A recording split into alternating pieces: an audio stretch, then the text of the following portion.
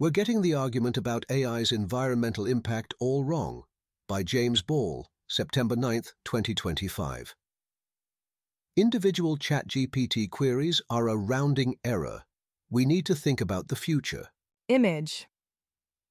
An aerial view shows a vast industrial complex under construction with long, white-roofed halls, rooftop solar panels, cooling equipment, and busy work sites of machinery and barriers.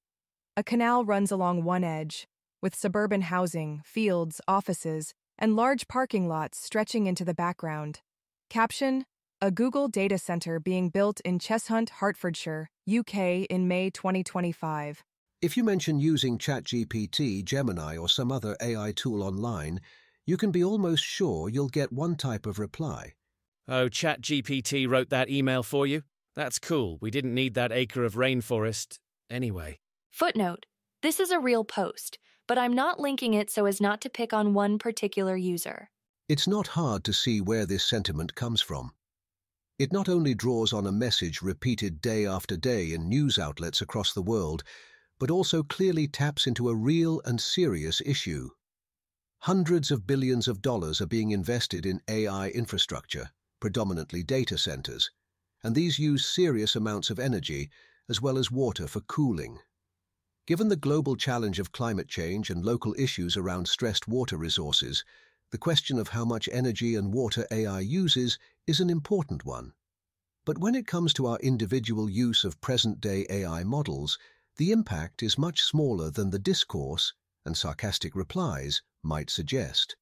And a failure to engage sensibly with the real energy and water demands of AI now risks obscuring the bigger questions about how we deal with it in the future. A good place to start when looking at AI's environmental impact is the data about individual queries some of the big AI companies release for their models.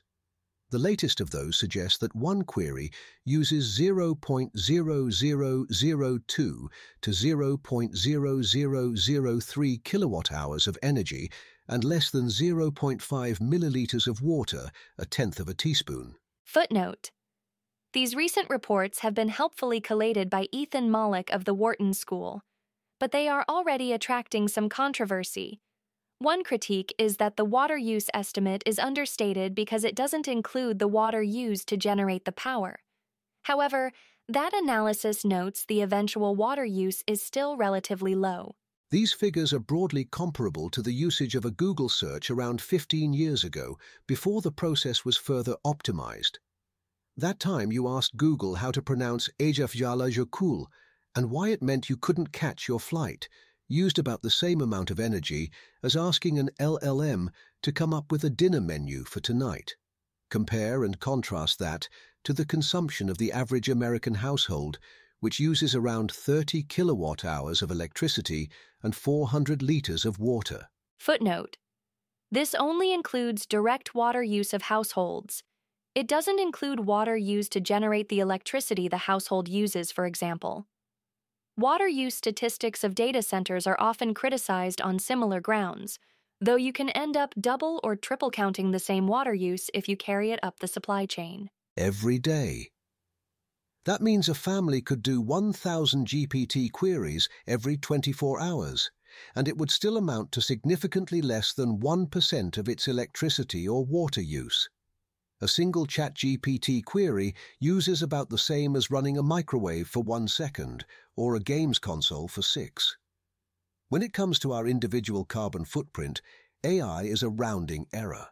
Image. A bar chart titled "Tons of CO2 Avoided by Personal Decisions After Government Policy" shows the biggest savings from living car-free, about 2.4 T, with other sizable actions including avoiding a transatlantic flight, switching to green heating, deep retrofitting a house, and switching to an electric car.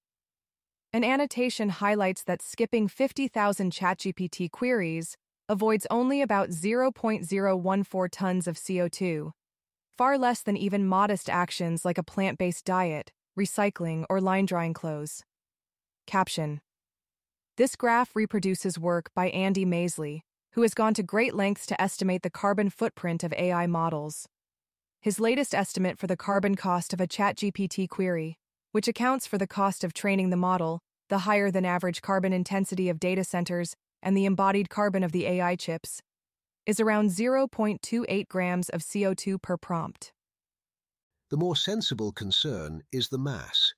Every day, more of us start using AI, and infrastructure is being built on the assumption that use will increase almost exponentially. That can lead to some huge aggregate numbers. In July, the Austin Chronicle reported on the energy use of data centers in Central Texas, leading to headlines such as, "Texas AI centers guzzle 463 million gallons. Now residents are asked to cut back on showers." This figure is true, as is the fact that much of Texas is in drought, but the usage covers the entirety of 2023 and 2024, suggesting data centers averaged a little over 600,000 gallons a day of water use. By contrast, Texas homes use 2.3 billion gallons of water every single day. Even the data quoted by the Austin Chronicle suggests data centers could use a comparatively modest 0.13 billion gallons a day in 2025. They might use a lot of water, but data centers are a tiny contributor to overall water use. As the Texas case shows, even technically accurate reporting can suffer from an absence of context, something which has long happened in coverage of emerging technologies. But reported figures can also just turn out to be straight-up wrong. In 2019, a study claimed that watching a 30-minute show on Netflix generated the same emissions as driving for 4 miles, meaning streaming used more energy than driving to a Blockbuster, if they still existed, and renting the same show on DVD. That figure was reported around the world, but it wasn't even close to being true. A detailed debunk published by the International Energy Agency, IEA, suggested the original figure had been exaggerated by a factor of around 90. Another example comes from an infamous study from 2019 that claimed training Google's then state-of-the-art BERT LLM produced around the same carbon as a round-trip flight from the East Coast to the West Coast. It was later found to have overestimated the output by a factor of 88, but that didn't stop it getting cited in reputable outlets years later. The individual stories get debunked, but the narrative sticks. To build a more informed picture of the energy and water use of AI, we need to take a step back. The rollout of AI is rapid and accelerating, so queries are increasing. New chips and data centers are more efficient than older ones, but some new models are more energy intensive. Statistics on individual queries often don't include the energy used for training, which, thanks to scaling laws, is getting ever more compute-intensive. We can, however, get a starting picture of where we are at present. Globally, the energy consumption of data centers is a couple of percentage points. It's about 2% of global electricity usage, Says David Mitton, a researcher on sustainable computing with the University of Oxford and the CEO of cybersecurity startup ArcJet. Water use is significantly less.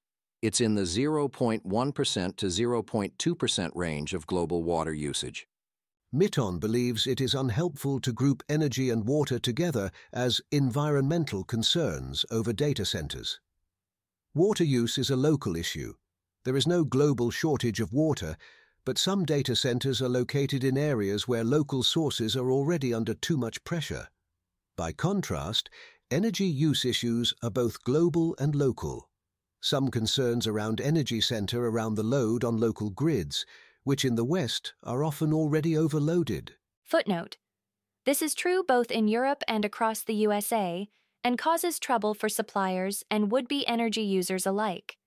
New capacity is sitting unused, waiting for connection, and data centers and other users are looking to off-grid generation rather than wait for grids to catch up.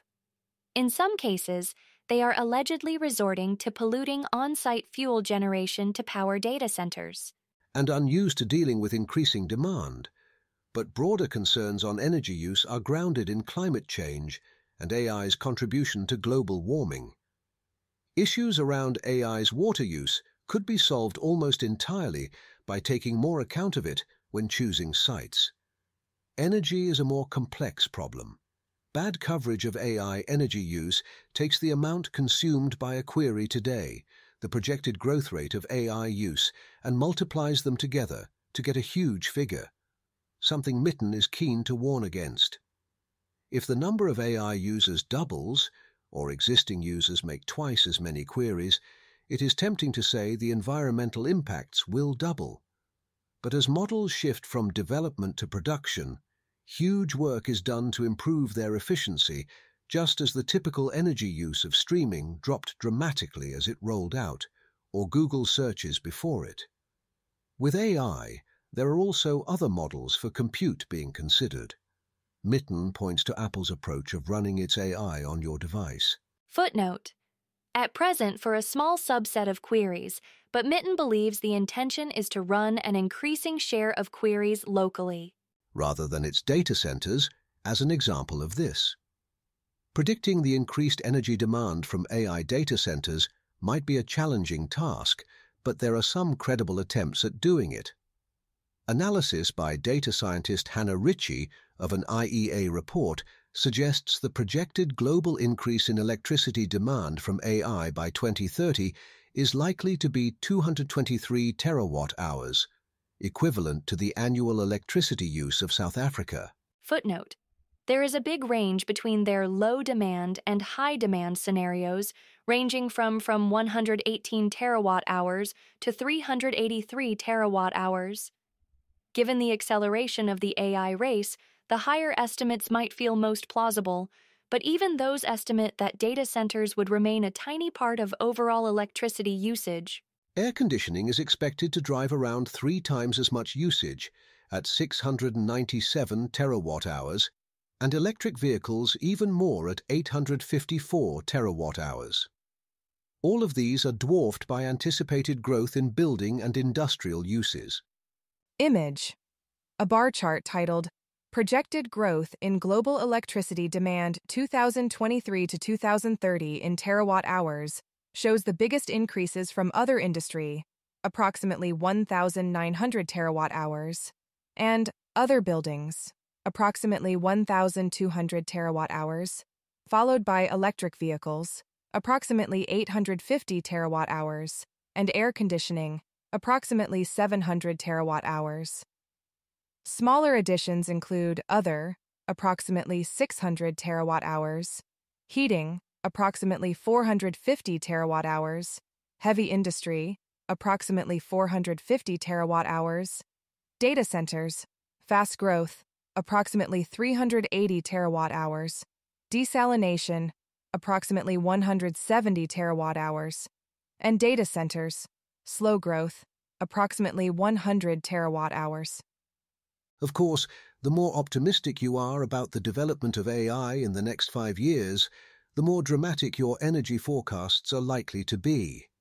The IEA expects AI to be a major driver of increased electricity demand, but its scenarios fall short of technology resembling artificial general intelligence, AGI. Such a model will likely require huge amounts of training compute, will be compute-intensive to run, and see very high demand. Both research and deployment energy use, then, would increase significantly. The research institute Epoch AI has forecast a range of scenarios for future energy use that exceed those of the IEA. The researchers make different estimates based on forecast chip demand, recent power growth in AI data centers, and estimates from EPRI on data center growth.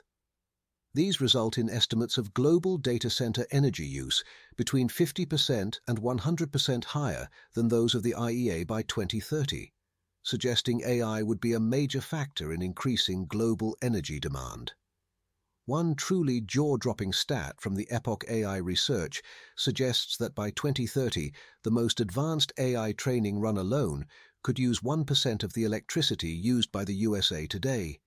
Yet even in this high-use scenario, AI energy demand growth is still only on a par with aircon or electric vehicles. Of course, the questions of the actual environmental damage caused by AI data centers will depend greatly upon where and how they are built. One built somewhere with abundant water supply and clean energy generation will cause almost no damage. One reliant on fossil fuels and scarce water, such as xAI's methane-powered facility in Memphis, will cause damage both locally and globally. The optimistic case for green AI growth looks something like this. AI data centers are major, though not exceptional, energy and water users, but their growth can be mitigated through considerate locating of sites, clean energy use, and efficiency improvements. That optimistic case, however, is difficult to square with some recent remarks from senior executives.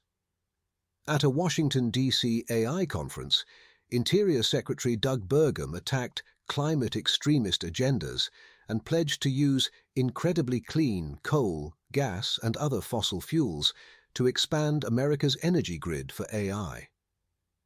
Alphabet and Google's chief investment officer praised the remarks as fantastic. To realize the potential of AI, you have to have the power to deliver it. One rationale for using fossil fuels to power American data centers is the idea that China is doing the same, and on energy infrastructure, China has a head start on the US.